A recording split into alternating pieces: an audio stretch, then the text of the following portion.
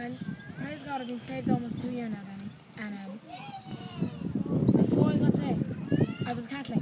I wasn't a good Catholic. I'd go to Mass every Sunday and I'd pray my rosary. That was it, and I'd pray.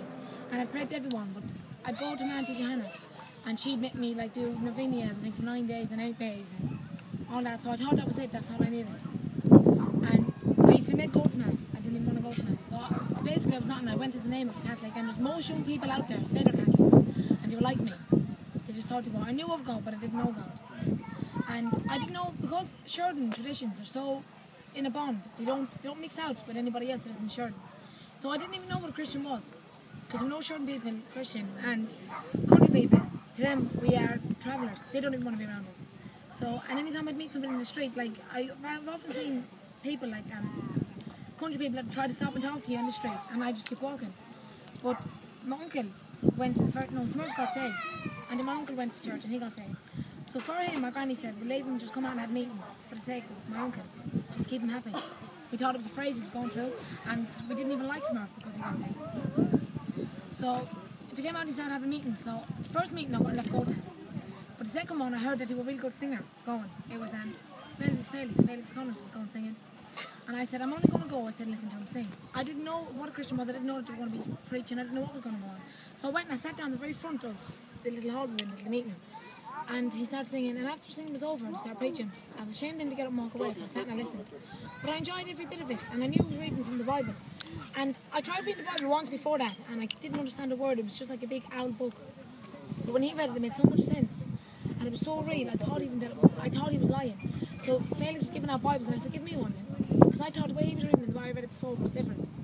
And I went to the one my mama had, but it was Old King James, that's why I couldn't understand it. And I started reading the NIV.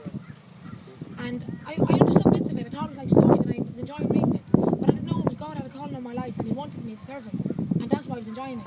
So I went to every meeting after that, and then they stopped having them. Convention come on. I wouldn't allow go to the convention. Then I wouldn't allow chatting on Sheridan people, even though they came and they started mixing around. I wouldn't allow chatting them. So going home, staying home. If they come, just going home, don't come out until they're gone. So that's exactly what I was doing. As much as I had a burning to go out and even just talk to them, it was so strange just to see non-Sheridan people, let alone Christian people. And I went into my granny's one Sunday morning, and Billy King and Tina was over having fellowship because my granny got saved in the convention, and Johanna and him.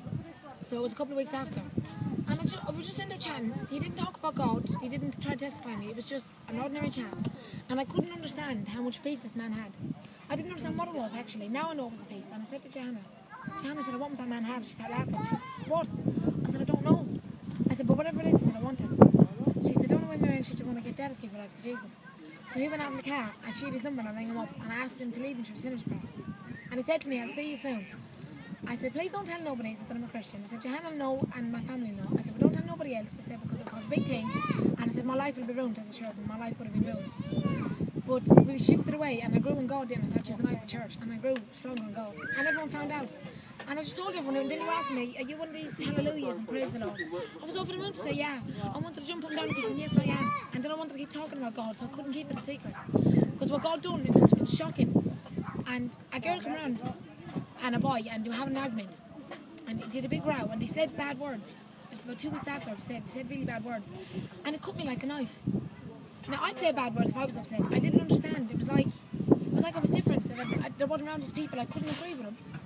Because God was doing something in my life. He took all that badness out. And it was moving in my life. It was changing. So I was loving where we were at then. We were poor, was just all Christians. We would go for visits. And I went over, my aunt was in the trailer one day, and she said to me, are you a Christian? I said, yeah.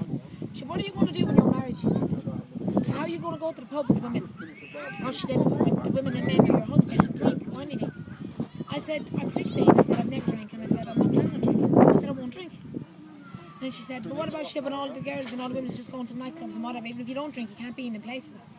But I said, to be honest, I said, I don't enjoy them anyway. I don't want to be in them places. Because at a young age, I did. I went to discos and I went up and down with the girls. I'd wear naked clothes. I was left to do what I wanted to do because Sheridans just stuck together and you were allowed to. And I didn't know no different. I was always expected to do what I done. I was expected in everything I done. I just followed what I wanted to do. And it was shocking that a young girl my age stepped out of what we used to do. Stepped out of where we were. And I was going with a boy. I was going with him for 3 years. A Sheridan boy. And with Sheridan tradition, you're allowed that boyfriend. And then the boy you go with, you have to marry. And so basically I was engaged to be married. And he said to me one day, he said, I can't stick everyone jeering me saying what you are and what you're not. And to join here in these Christian meetings with a load of non-church people, he said, I can't take it. He said, you choose me, he said, or you choose Christian. I said, are you asking me to choose you or God? He said, yeah. Well, I said, I choose God. It was one of the hardest decisions I've ever had to make, and I was very disobedient to God because he was showing me that it wasn't of him. But I'd keep going back to him, and I'd make it back up with him, and we were just completely different. And I kept saying to him, you've changed, you've changed. It wasn't him that changed, God changed me. And I see the badness in the world and the things he wanted. And I knew that if I had to marry him, I would have been shifted away abroad. I wouldn't have had no church, I would have no fellowship, and I definitely wouldn't have been left be a Christian when we moved. And God was showing me that. So I said, God, if that's it, I said, if that's what you want for me, I said, I'll just leave it. And I did. I chose to walk with God and to leave it. And to certain people, it was a disgrace to them. I lost a lot of friends in certain people that I thought were friends. A lot of family was different against me. They said I was stupid and my mother was stupid and that I was too young.